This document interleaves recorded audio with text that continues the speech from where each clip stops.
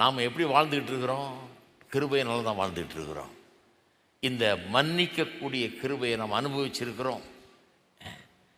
மன்னிக்கக்கூடிய இந்த கிருபை, மன்னிப்பை பெற்றிருக்கிறோம், அதை அனுபவிச்சிருக்கிறோம். இந்த 10,000 வெள்ளி காசு கடன் பட்டவன மாதிரி அதை விட பெரிய கடன் நாம் பட்டிருக்கிறோம். 30 வருஷ கடன் இல்லை.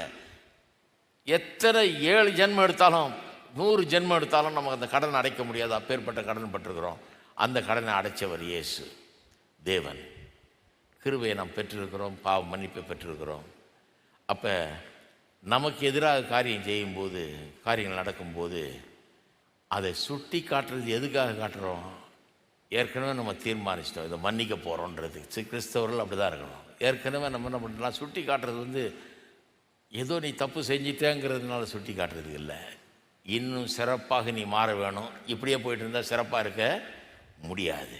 நீ சிறப்பாக இல்லைன்னா அது எனக்கு கஷ்டம். ஏன்னா ஒரே மாம்சமாக இருக்கிறோம் இல்லையா? ஒரே மாம்சமாக இருக்கிறதுனால நம்முடைய வாழ்க்கை கூட துணை சிறப்பானவர்களாக இருந்தால் தான் நமக்கும் அது பெருமை, நமக்கும் அது மேன்மை. நான் சொன்னேன் இல்லையா, ஒரு விரல் அடிபட்டால் சரீரம் முழுவதும் பாதிக்கப்படுது, வேலையை செய்ய முடியாமல் போயிடுது, ஜுரம் வந்துடுது, அது ஒரு இன்ஃபெக்ஷன்லாம் ஆகிடுது, என்னென்னமோ ஆகிடுது, பெரிய காம்ப்ளிகேஷனில் கொண்டு போய் விடணும். வெறும் விரல் தானே அது கிடக்குது அப்படின்னு விட்டுற முடியாது. ஏன்னா ஒரே மாம்சம். இந்த கை தானே அப்படின்னு இந்த கையும் பாதிக்கப்பட்டுரும். காலம் வேலை செய்யாது அப்புறம். ஏன்னா இங்கே வலிக்கிறதுனால இந்த வலி உடம்பு முழுக்க பாதிப்பை ஏற்படுத்துகிறது. அது மாதிரி தான்.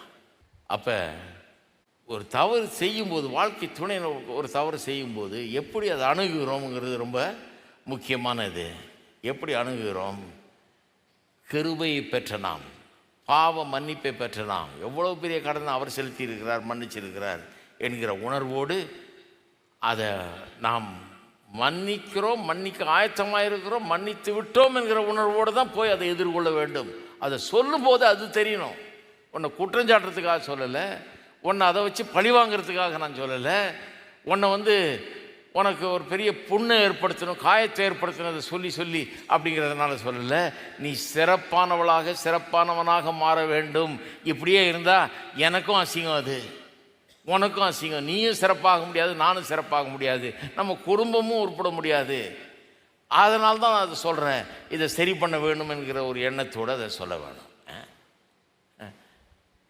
இதுதான் இந்த காம்பவுண்டு, ஜெம் டம்ளரில் போட வேண்டிய காம்பவுண்ட். கிருபை